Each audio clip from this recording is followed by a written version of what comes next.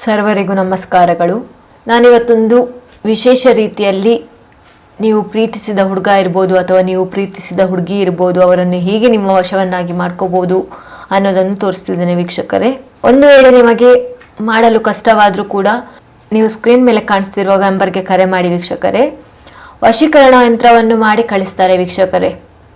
ಇದರಿಂದ ನೀವು ಯಾರನ್ನು ವಶ ಮಾಡ್ಕೋಬೇಕು ಅಂತ ಅಂದ್ಕೊಂಡಿರ್ತೀರಾ ವೀಕ್ಷಕರೇ, ಅವರು ನಿಮ್ಮ ವಶವಾಗ್ತಾರೆ ವೀಕ್ಷಕರೇ. ಹಾಗಾದರೆ ಬನ್ನಿ ಈ ಒಂದು ತಂತ್ರವನ್ನು ಹೇಗೆ ಉಪಯೋಗಿಸುವುದು ಅಂತ ನೋಡ್ಕೊಂಬರೋಣ. ಅದಕ್ಕೂ ಮುನ್ನ ನೀವಿನ್ನೂ ನಮ್ಮ ಚಾನಲನ್ನು ಸಬ್ಸ್ಕ್ರೈಬ್ ಮಾಡಿಲ್ಲ ಅಂದರೆ ಈ ಕೂಡಲೇ ಸಬ್ಸ್ಕ್ರೈಬ್ ಮಾಡ್ಕೊಳ್ಳಿ. ಹಾಗೆ ಪಕ್ಕದಲ್ಲಿರುವ ಬೆಲ್ ಐಕಾನ್ ಕೂಡ ಪ್ರೆಸ್ ಮಾಡ್ಕೊಳ್ಳಿ.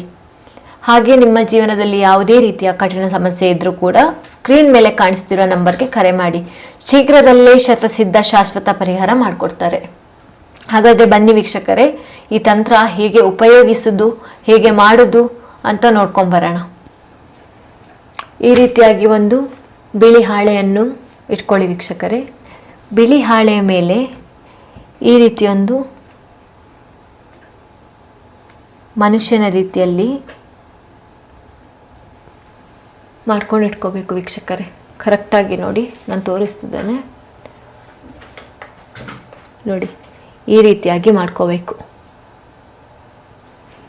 ಈ ರೀತಿಯಾಗಿ ಮಾಡ್ಕೊಂಡ ನಂತರ ನೀವು ಯಾರನ್ನು ವಶ ಮಾಡ್ಕೋಬೇಕು ಅಂತ ಅಂದ್ಕೊಂಡಿರ್ತೀರಿ ನೋಡಿ. ಒಂದು ವೇಳೆ ನೀವು ಹುಡುಗಿ ಆಗಿದ್ರೆ ಯಾರನ್ನು ವಶ ಮಾಡ್ಕೋಬೇಕು ಅಂದ್ಕೊಂಡಿರ್ತೀರ ನೋಡಿ, ಯಾವ ಹುಡುಗನನ್ನು ವಶ ಮಾಡ್ಕೋಬೇಕು ಅಂತ ಅಂದ್ಕೊಂಡಿರ್ತೀರ ನೋಡಿ, ಆ ಹುಡುಗನ ಹೆಸರು ಬರ್ಕೊಳ್ಳಿ.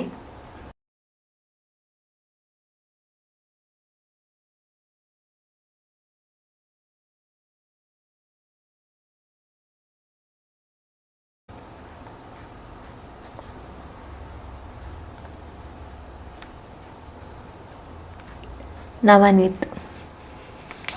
ಇದರಲ್ಲಿ ಹುಡುಗಿ ಹೆಸರು ಇದು ನೋಡಿ ವೀಕ್ಷಕರೇ, ನಿಮಗೆ ಇದರದ್ದು ಆಕಾರದಲ್ಲೇ ಗೊತ್ತಾಗ್ತದೆ ಯಾವುದು ಹುಡುಗಿ ಯಾವುದು ಹುಡುಗ ಅಂತ.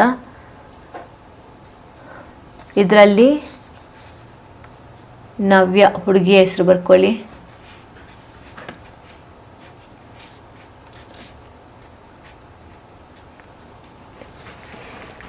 ಈ ರೀತಿಯಾಗಿ ಹೆಸರು ಬರ್ಕೊಂಡ ನಂತರ ವೀಕ್ಷಕರೇ,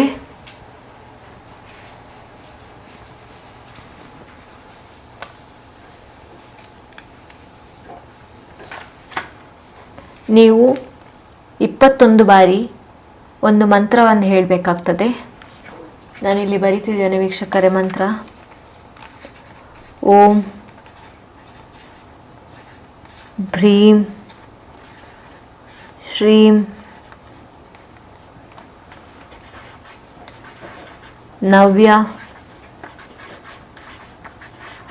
ಮಮ ವಶಂ. ನೀವು ಯಾವ ಹುಡುಗಿ ಅಥವಾ ಯಾವ ಹುಡುಗನನ್ನು ವಶೀಕರಣ ಮಾಡಬೇಕು ಅಂತ ಅಂದ್ಕೊಂಡಿರ್ತೀರಿ ನೋಡಿ ವೀಕ್ಷಕರೇ, ಅವರ ಹೆಸರನ್ನು ಇಲ್ಲಿ ಬರಿಬೇಕಾಗ್ತದೆ. ಇಲ್ಲಿ ಬರೆದು ಈ ಮಂತ್ರವನ್ನು 21 ಬಾರಿ ಪಠಿಸಬೇಕು ವೀಕ್ಷಕರೇ. 21 ಬಾರಿ ಪಠಿಸಿದ ನಂತರ ಇವರ ಇಲ್ಲಿ ಕೈ ಏನಿದೆ ನೋಡಿ, ಆ ಕೈಗೆ ಒಂದು ದಾರದಲ್ಲಿ ಬಂಧನ ಮಾಡಬೇಕು ವೀಕ್ಷಕರೇ.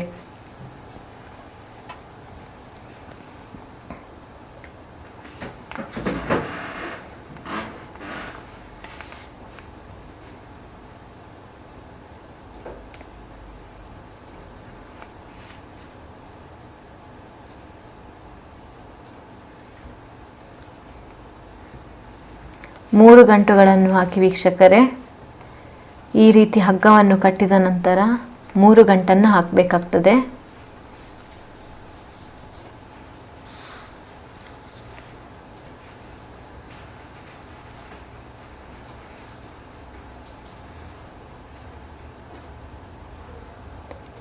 ಇದಕ್ಕೆ ನೀವು ಕೆಂಪು ದಾರವನ್ನು ಉಪಯೋಗಿಸ್ಬೋದು, ಕಪ್ಪು ದಾರವನ್ನು ಉಪಯೋಗಿಸ್ಬೋದು. ಬೇರೆ ದಾರವನ್ನು ಉಪಯೋಗಿಸುವಂತಿಲ್ಲ ವೀಕ್ಷಕರೇ. ನೋಡಿ, ಈ ರೀತಿಯಾಗಿ ಬಂಧನ ಮಾಡ್ಕೋಬೇಕು. ಬಂಧನ ಮಾಡ್ಕೊಂಡ ನಂತರ ಉಳಿದ ದಾರವನ್ನು ಕಟ್ ಮಾಡ್ಕೊಳ್ಳಿ ವೀಕ್ಷಕರೇ.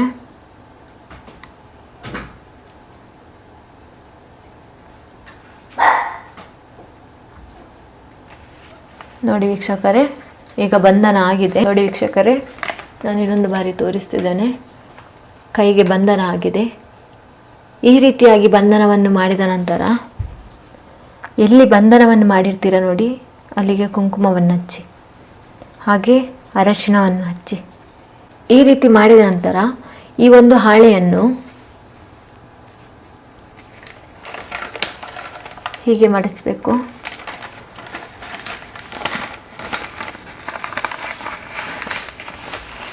ನೋಡಿ ವೀಕ್ಷಕರೇ, ನಾನು ಹೇಗೆ ಮಡಿಸ್ತಿದ್ದೇನೆ ಹಾಗೆ ಮಡಿಸ್ಬೇಕಾಗ್ತದೆ.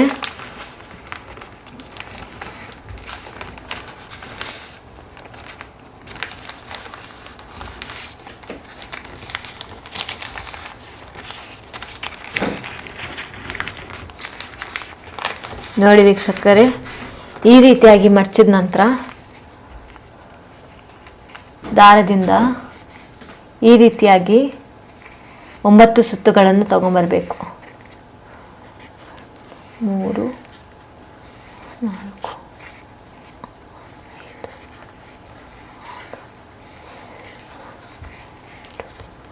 5, 9 ಸುತ್ತುಗಳನ್ನು ತಂದ ನಂತರ 3 ಗಂಟೆ ಹಾಕಬೇಕು ವೀಕ್ಷಕರೇ.